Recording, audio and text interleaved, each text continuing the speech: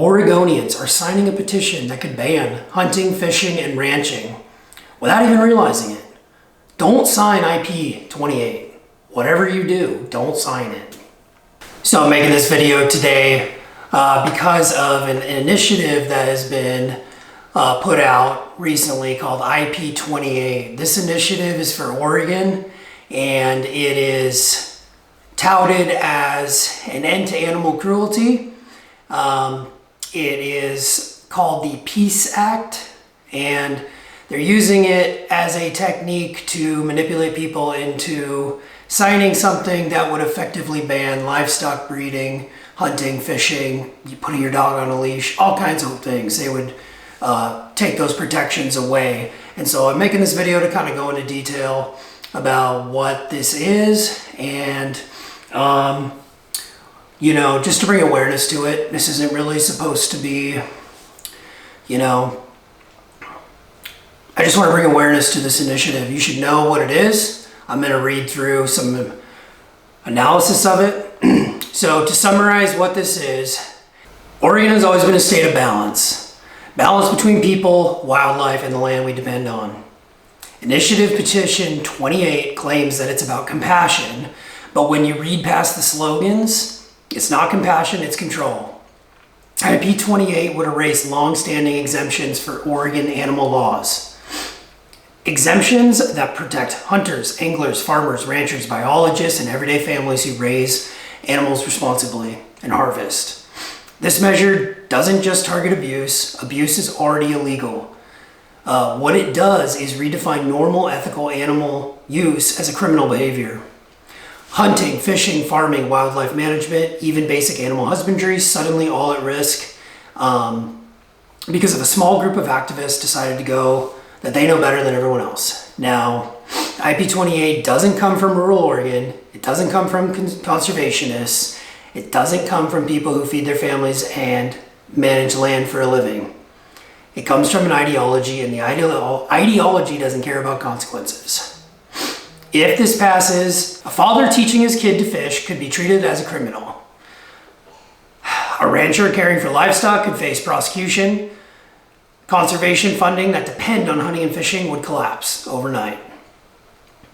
Once these exemptions are gone, there's no clear line, no clarity, just lawyers, courts, and fear. So essentially, if this passes, it would potentially open the door to closing down everything that we like to do as outdoorsmen in Oregon and the Northwest.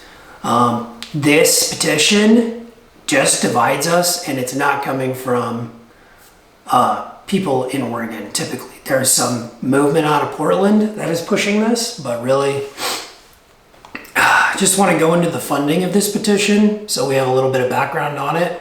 So doing some research on it, this is mainly funded by PETA, and PETA looks like some of my notes here show the campaign has received donations and organized support from national groups, including PETA, Direct Action Everywhere, an activist group that focuses on ending animal use.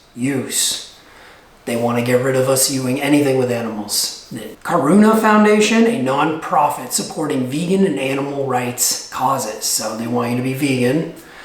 These are the people that are pushing the funding for this bill. Something that I found during my research that's very important that I think people need to realize is the signature workers that are going on the Macs, that are going around Portland, that are getting people to sign this petition. They are reportedly paid, allegedly, $25 an hour to do this. This is not a natural grassroots, we want to, Peace Act, save everything. No, these people are paid to gather signatures because Oregon's vulnerable in that sense where we can have petitions, get enough signatures to get on ballots. Now they're framing it as the Peace Act, and if they pay enough people to essentially sign it, it will get on the ballot.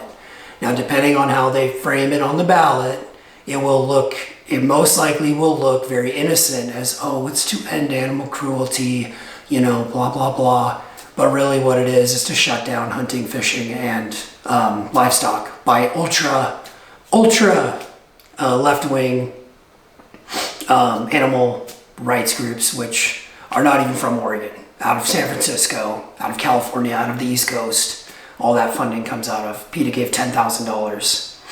So early on, PETA paid $10,000 and helped them transition from a volunteering leafletting to paid signature gathering. So this is a coordinated effort with money behind it, utilizing Oregon as a testing ground to try to push this agenda through. This is the third time that they've tried in the last, I believe, 10 years or so for something like this. So the funding reality matters. And the reason this really matters is because this isn't just a few concerned neighbors passing out, leaflets that are really anti-hunting or we're trying to preserve wildlife. These are paid national activists preying on people who don't really care. And they're just, here you go, want to save animals, sign this petition. This isn't supposed to be a video about riling up and getting you upset about this. I just want to kind of state some of the facts and what the reality is of this coming petition. Now let's hope this doesn't make the ballot. They're up pretty high on signatures, 80,000 or 90,000 now. They have a few more months to get to, I think like 115 or something thousand, and then it will go on the ballot if they reach that. So basically what this video is, spread the word. Get out there, just let people know to not sign this. Let people know that it's kind of a ruse. It could affect hunting and fishing and wildlife management. And the reason this is important to me is because that's what I love to do. So I'm making this video to bring awareness to this problem and this situation. And I think that it's important to be educated and that we know that this is always going to be coming around. They're always going to be looking for the next. A lot of people will say, well, that'll never happen. And I talk to a lot of people about this. Oh, it'll never happen. It'll never happen. Well, I wouldn't say that. That is easy to fall into normalcy bias, assume that things will never change, will never transition, but people don't read, they don't listen, they don't think about these things. So my primary purpose for this video is to educate. Look, most of the people signing this, they have no idea what it really is, what's in it, okay? Abuse is already illegal. It's being framed to stop animal abuse. I mean, just a simple thing like that, you would know. There are people out there that hate hunting and fishing, or they despise the people that do it, and that's a small minority. I think we can safe to say there's a small minority that feels that way, and they will of course want to sign something like this. But the vast majority of people really don't have an issue with it, and we always need to strive to not give them a reason, especially hunting. I think that it's really important to just kind of get the word out there. Look, if you sign this or you know someone that may have signed it, go rescind your signature. Contact them and say I rescind because, on false pretenses or whatever it may be. Look, the fact that this is funded by outside sources and outside state sources should be reason enough to just kill it altogether. It's very concerning that these outside sources are coming for you to what appears to me is using Oregon as a testing ground to push a radical agenda. And we can't let that happen. So if it does make the ballot, educate, let people know. We'll do another video on that, but this has to stop, and this has to stop in its tracks. You can't pack up and leave Oregon and run forever. We gotta sit here and stop them from trying to take things that are a livelihood, that are things that make us happy, things that we depend on for food, for other things, for sportsmen. We're sportsmen, we're outdoorsmen, we're everything.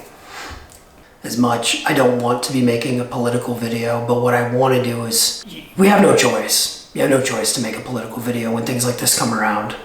Don't fall prey to normalcy bias. They will pass things like this if we fall prey to normalcy bias. So be vigilant, be prepared. There are people out there that hate us, and it's important to stay educated, stay aware, stay vigilant. And if we are vigilant as a community of sportsmen, of outdoorsmen, of fishermen, hunters, we can stop these things and we can get the word out. So stay vigilant, everyone.